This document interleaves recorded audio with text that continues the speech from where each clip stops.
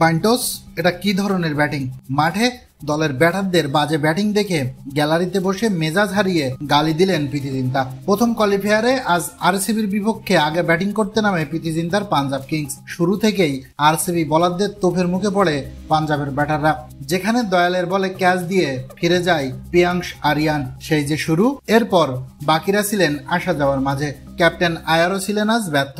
তাতে মাত্র 50 রানে 5 উইকেট হারিয়ে ফেলে পাঞ্জাব কিংস, যা দেখে মেজাজ হারিয়ে গালি দিয়ে বসেন প্রীতি জিন্তা। এরপর 60 রানে পাঞ্জাব হারায় তাদের 7 উইকেট। তখন বাধ্য হয়ে ক্যাপ্টেন আয়ারের সাথে সলা পরামর্শ করতে ছুটে যান কোচ পন্টিং, তবে তাতেও কোনো লাভ হয়নি। অন্যদের থেকেও কিছুটা ভালো খেলছিলেন স্টয়নিস, তবে স্টয়নিস আউট হওয়ার পর 78 রানে 8 উইকেট হারিয়ে ম্যাচ থেকে তখন একরকম ছিটকে পড়ে পাঞ্জাব কিংস। শুরুতে আগ্রাসন দেখানো কোহলিও পাঞ্জাবের এমন ব্যাটিং দেখে এক পর্যায়ে বিরক্ত হয়ে সেলিব্রেশন না করে শুধু হাঁটছিলেন, যেখানে মাত্র 8 রান দিয়ে 3 উইকেট তুলে নেয় সুয়েশ শর্মা।